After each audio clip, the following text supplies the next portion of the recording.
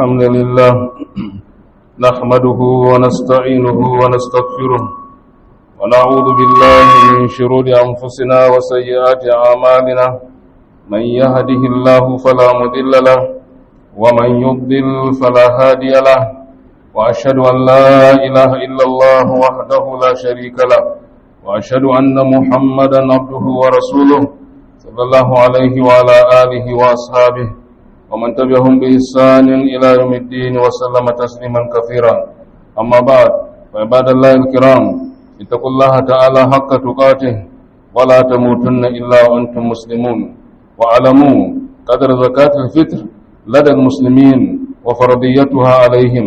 أولا أن زكاة الفطر فرض لحديث ابن عمر رضي الله عنهما قال فرض رسول الله صلى الله عليه وسلم زكاة الفطر من رمضان على الناس كما رواه البخاري ومسلم.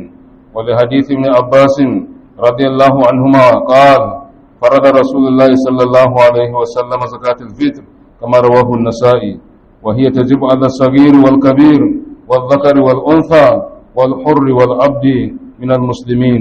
لحديث ابن عمر رضي الله عنهما فرض رسول الله صلى الله عليه وسلم زكاة الفطر ساء من تمر أو ساء من شعير على العبد والحر والذكر والأنثى والصغير والكبير من المسلمين كما رواه أحمد. وذهب بعض أهل العلم إلى وجوبها على العبد الكافر لحديث أبي هريرة رضي الله عنه ليس في العبد صدقة إلا صدقة الفطر رواه مسلم. قدرها ويخرجها المسلم ساء من أصناف الطعام ويؤديها عن نفسه وكل من يمونه من صغير وكبير وذكر وأنثى وحر وعبد كما أخرجه الدارقطني عن ابن عمر رضي الله عنهما وهي ترفع إلى مستحقها وهم المساكين. لحديث عبد الله بن عباس رضي الله عنهما فرض رسول الله صلى الله عليه وسلم زكاة الفطر طهرة للصائم من اللغو والرفث وطعمة للمساكين كما رواه أبو داود وهي تؤدى قبل خروج الناس إلى صلاة العيد ولا يجوز تأخيرها عن الصلاة. قال صلى الله عليه وسلم من أداها قبل الصلاة فهي زكاة مقبولة ومن أداها بعد الصلاة وهي صدقة من الصدقات.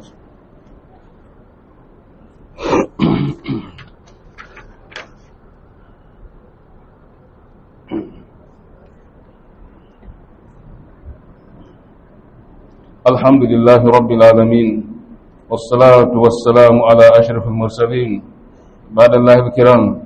وأما بالنسبة لصلاة العيد فصلاة العيد واجبة على الرجال والنساء لمواظبة النبي صلى الله عليه وسلم وأمره بالخروج منها. ويستحب يوم العيد قبل الخروج أمور الاغتسال. وعن علي رضي الله عنه قال رسول الله صلى الله عليه وسلم يوم الجمعة يوم عرفة ويوم الفطر ويوم الأضحى الغسل كما رواه الطبراني. ثالثا لبس أحسن الثياب. رابعا الأكل يوم الفطر قبل الخروج. خامسا مخالفة الطريق. سابعا التكبير. وسابعا الجلوس قبل النافلة والسماع إلى الخطبة. اللهم اعز الإسلام والمسلمين وأذل الشرك والمشركين ودمر كيد أعداء الدين وانصر عبادك المؤمنين الموحدين. اللهم وفقنا بليلة القدر. اللهم وفقنا بليلة القدر. اللهم وفقنا بليلة القدر. اللهم تقبل منا الصيام والقيام والدعاء والصدقة. اللهم ربنا آتنا في الدنيا حسنة وفي الآخرة حسنة وقنا عذاب النار. ربنا لا تزغ قلوبنا بعد إذ هديتنا وهب لنا من لدنك رحمة إنك أنت الوهاب. اللهم احينا سعداء وأمتنا شهداء وألحقنا بالصالحين.